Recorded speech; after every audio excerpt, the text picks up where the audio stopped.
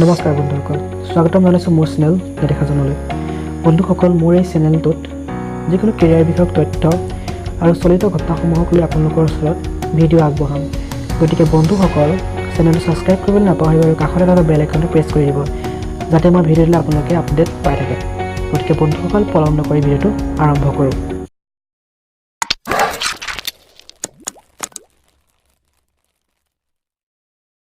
বন্ধুসকল, আজি আমি আলোচনা কৰিম এগ্ৰিকালচাৰ ইঞ্জিনিয়াৰিঙৰ ওপৰত।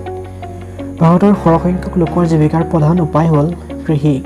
উৰ্বৰ শস্য ভূমি আৰু সুন্দৰ জলবায়ুৱে কৃষিজীৱী মানুহক সদায় সহায় কৰি আহিছে। বৰ্তমান আমাৰ দেশতো কম মাটিৰ পৰা অধিক উৎপাদন পাবৰ বাবে বিভিন্ন বিজ্ঞানসন্মত উপায় অৱলম্বন কৰা হৈছে।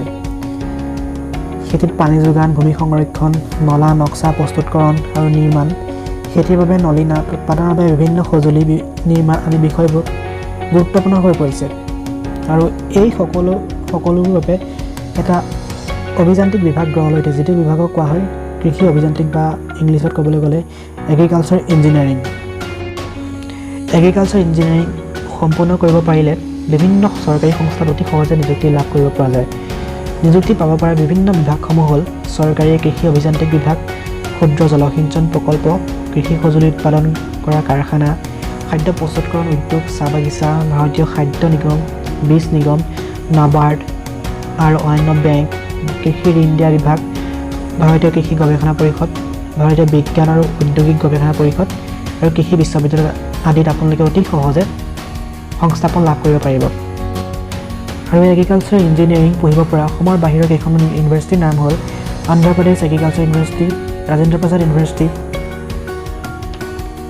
কেৰেলা agriculture university, Orissa university, Punjab agriculture university.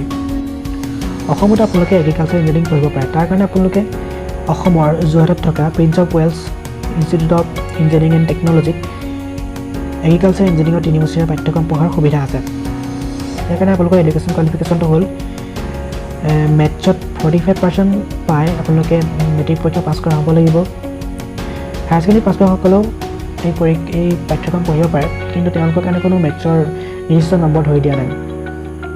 সাধাৰণতে হাইস্কুল শিক্ষান্ত পৰীক্ষাৰ ৰিজাল্ট ঘোষণা কৰাৰ পিছতেই ইয়াৰ নামভৰ্তিৰ কাৰণে বিজ্ঞাপন প্ৰকাশ কৰা হয়। আপোনালোকে ইয়াৰ যি অফিচিয়েল ৱেবছাইট প্ৰিন্স অফ ৱেলছৰ, তাত আপোনালোকে চালে গম পাই যাব, নতুবা যোগাযোগ কৰিব পাৰে। মই আপোনালোকৰ যোগাযোগৰ ঠিকনাটো ডেছক্ৰিপশ্যনত দি দিম, আপোনালোকে চাই ল'ব। বন্ধুসকল, ভিডিঅ'টো যদি ভাল পালে তেনেহ'লে লাইক কৰিব, কমেণ্ট কৰিব, শ্বেয়াৰ কৰিব আৰু মোৰ চেনেলটো ছাবস্ক্ৰাইব কৰিবলৈ নাপাহৰিব। ধন্যবাদ।